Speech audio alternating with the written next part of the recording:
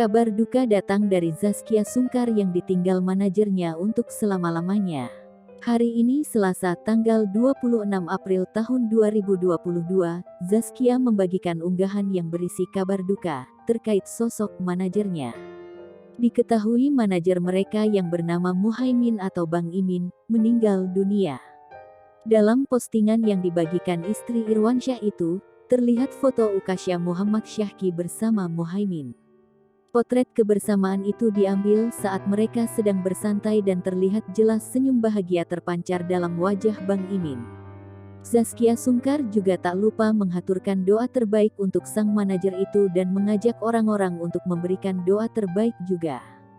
Beberapa rekan artis juga ikut mendoakan Muhaimin, dan tak menyangka atas kepergian sang manajer sebab beberapa hari lalu ia baru saja mengunggah foto ceria bertemu Ukasha.